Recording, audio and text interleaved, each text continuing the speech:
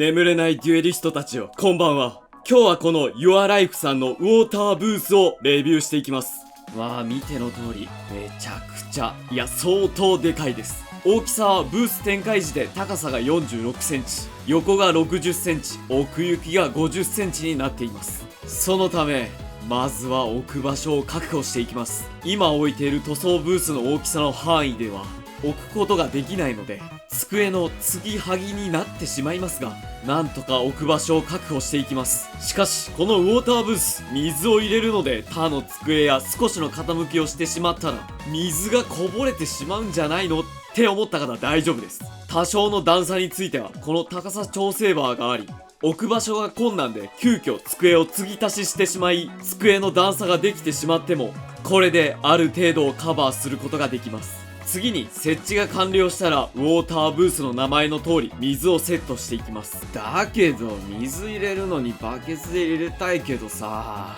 パソコンとか周りにあってめんどくさいんよとかって思うじゃないですか。そんな時はこの塗装ブース、持ち手がしっかりしているので、一度ブースの部分を取り外してから水を流し込んでいきます。水の給水最低水準は8リットルになっています。この数字が下回る場合は、うまくポンプが水を吸ってくれなくなってしまうので、そのため水の給水はしっかりしていきましょう。そして水のセット、ポンプのセットが終わったらいよいよ起動。起動の時は水が最初うまく流れない場合があるので、上の方を少し指でなぞってあげるとうまく水のカーテンができます。ここにプラモの塗料を吹いていけば、塗料が水によってダマになるため、排気ファンもあまり汚れず、部屋にも塗料が拡散しないってわけです。ちなみにあまり塗料が拡散しない理由はもう一つあり、このウォーターブース、水だけがメインではなく、この排気ファンもとてもいい。排気ファンはなんと3つついており、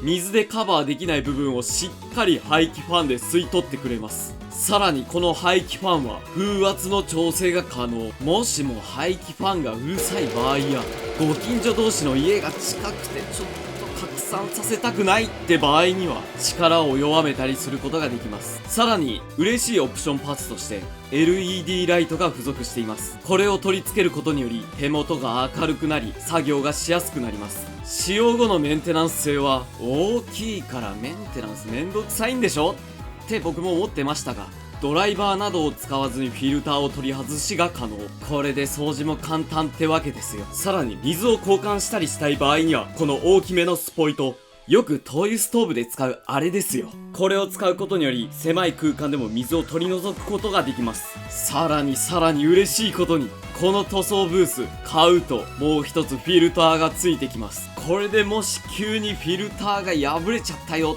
とかってなっても大丈夫。安心してブースを使いまくりましょう。という感じで、このブースのいいところやメンテナンス性などはこんな感じです。そして最後に気になる点などを話していきたいところですが、やはり物は使ってみないとわからないので、ここからは簡単ではありますが、いつものように塗装をしていきます。塗装をするのはこのいつも動画で使っている椅子、こいつを程よく綺麗に塗っていきます。では塗装の方行ってみよう。まずはガイアマルチプライマーを全体に塗り、塗装の食いつきを良くさせます。その上からミスターフィニッシングサーフェイサーブラックを使い、一度全体を黒く塗り上げます。よく乾燥したらシートや背もたれにはパンツァーレッドとコバルトブルーを混ぜ、赤紫色に塗ります。椅子のフレーム部分にはミスターメタリックのゴールドを塗って金色に塗り、ゴージャス感を出します。最後にトップコート、クリアとハーフを混ぜトップコートを塗れば完成。塗った椅子がこんな感じです。いいですね。正直に言えば水を使うので、塗った時湿気のせいや水の跳ね返りで塗装の食いつきが悪くなるのかと思っていましたが、